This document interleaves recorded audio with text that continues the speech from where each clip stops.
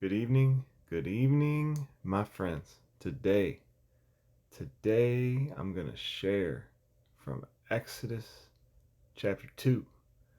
And this little story right here, it takes you a second to see this. You're not going to catch this when you read it the first time, that's for sure. But let's read it and I want to show you what the Lord has shown me.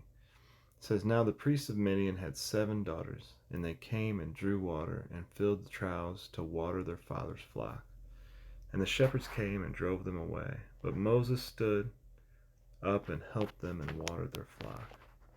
And when they came to Reuel, their father, he said, 'How is it that you are come so soon today?' And they said, 'An Egyptian delivered us out of the hand of the shepherds, and also drew water enough for us and watered the flock.'" Do you see it? I'm just going to read it again. "And they said, 'An Egyptian delivered us out of the hand of the shepherds, and also drew water enough for us and watered the flock.'" Now it's interesting to see when you compare this with Acts chapter 7 and read what happened with Stephen. And well, Stephen does an exhortation and he talks about Moses. And it's revealed in Acts chapter 7 that Moses knew that the Lord was going to deliver Israel by his hand.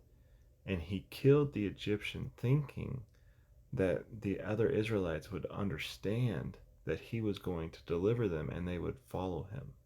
But whatever happened, they said, "Who made you a ruler and judge over us?" So, and he was rejected and he ran away. So he had taken matters into his own hands and he was doing things really in the flesh. And here's the problem. Right here is how we see it. And they said, "An Egyptian delivered us." You know, he went from, well, he looked like an Egyptian. He was an Egyptian. This is the problem, right? Because Egyptians can't be in God's ministry, okay? Only an Israelite, you know? Um, no one who is looking like an Egyptian today should be in ministry. And I'm not talking about an Egyptian in a physical way. I'm talking about spiritually. And I think this is a spiritual picture for us because Moses wasn't ready for the ministry.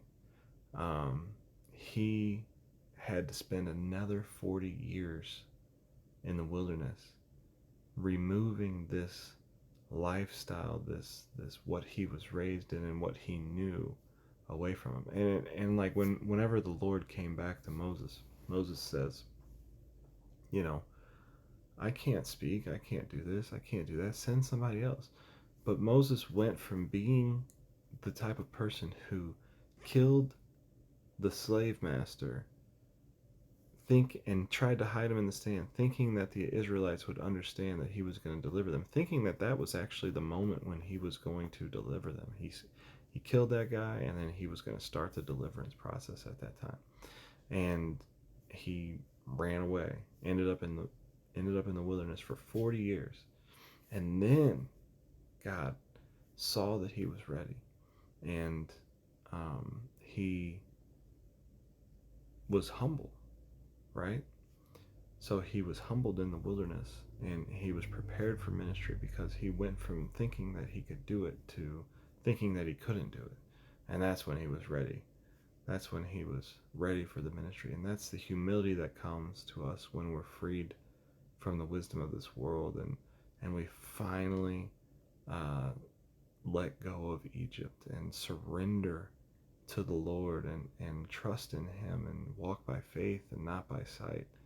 And we're really just, we can really be an Israelite indeed, and our hope and our city is the Jerusalem which is above, and that's what we're looking forward to. But I just wanted to point that out, that Moses wasn't ready for the ministry because he still looked like the world. And the world has nothing to do with God's ministry. Amen.